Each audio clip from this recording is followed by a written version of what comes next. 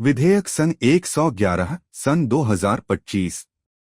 भारत के संविधान 130वां संशोधन विधेयक 2025।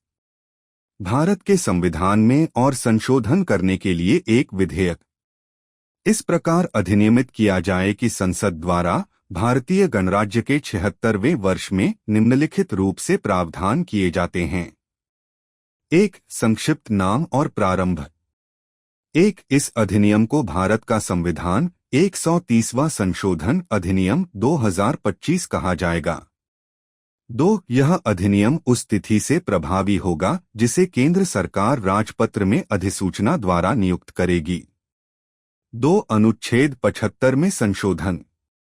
संविधान के अनुच्छेद 75 में उपबंध 5 के बाद निम्नलिखित उपबंध जोड़ा जाएगा, अर्थात 5, कोई मंत्री जो अपने पद पर रहते हुए किसी अपराध के आरोप में जो किसी प्रचलित कानून के अधीन है और जिसमें 5 वर्ष या उससे अधिक का कारावास हो सकता है, लगातार 30 दिनों तक गिरफ्तार और निरुद्ध रहता है, तो प्रधानमंत्री की सलाह पर राष्ट्रपति द्वारा 31वें दिन तक उसे पद से हटा दिया जाएगा।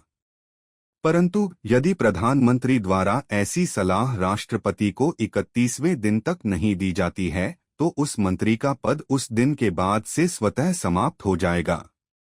परंतु आगे यह भी, यदि स्वयं प्रधानमंत्री इसी प्रकार 30 दिन तक हिरासत में रहते हैं, तो उन्हें 31वें दिन तक इस्तीफा देना होगा।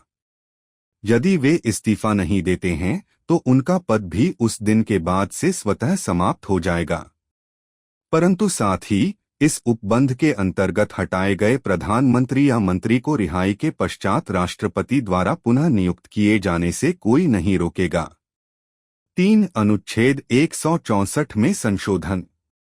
संविधान के अनुच्छेद 164 में उपबंध 4 के बाद निम्नलिखित उपबंध जोड़ा जाएगा, अर्थात 4, कोई मंत्री जो अपने पद पर रहते हुए किसी अपराध के आरोप में जो किसी प्रचलित कानून के अधीन है और जिसमें 5 वर्ष या उससे अधिक का कारावास हो सकता है, लगातार 30 दिनों तक गिरफ्तार और निरुद्ध रहता है, तो मुख्यमंत्री की सलाह पर राज्यपाल द्वारा 31वें दिन तक उसे पद से हटा दिया जाएगा।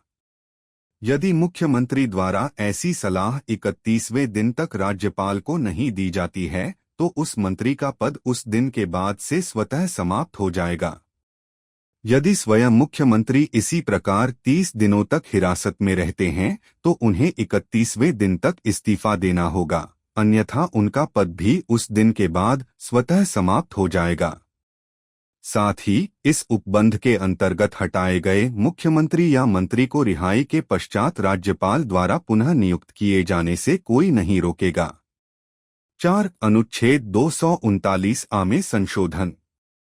संविधान के अनुच्छेद 239 में उपबंध 5 के बाद निम्नलिखित उपबंध जोड़ा जाएगा, अर्थात 5, यदि कोई मंत्री जो अपने पद पर रहते हुए किसी अपराध के आरोप में जो किसी प्रचलित कानून के अधीन है और जिसमें 5 वर्ष या उससे अधिक का कारावास हो सकता है, लगातार 30 दिनों तक गिरफ्तार और निरुद्ध रहता है, तो मुख्यमंत्री की सलाह पर राष्ट्रपति द्वारा 31वें दिन तक उसे पद से हटा दिया जाएगा।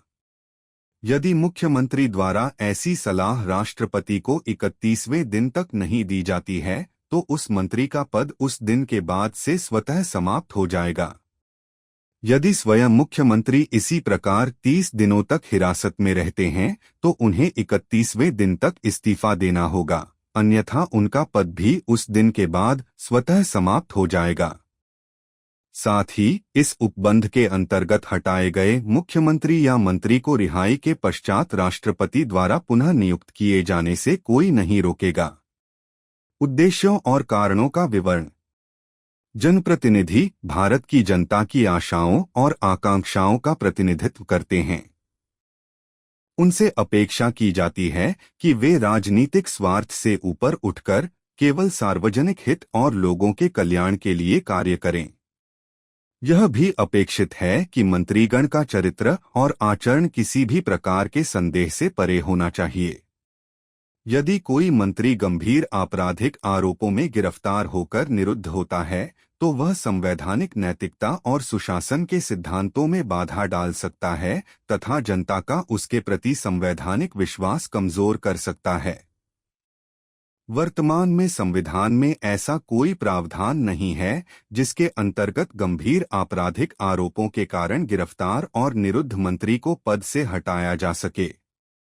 उपर्युक्त स्थिति को देखते हुए अनुच्छेद 75, 164 और 239 A में संशोधन करना आवश्यक है ताकि प्रधानमंत्री या मंत्री तथा राज्यों एवं राष्ट्रीय राजधानी क्षेत्र दिल्ली के मुख्यमंत्री या मंत्री गंभीर आपराधिक मामलों में गिरफ्तार और निरुद्ध होने की स्थिति में अपने पद से हटाए जा सकें।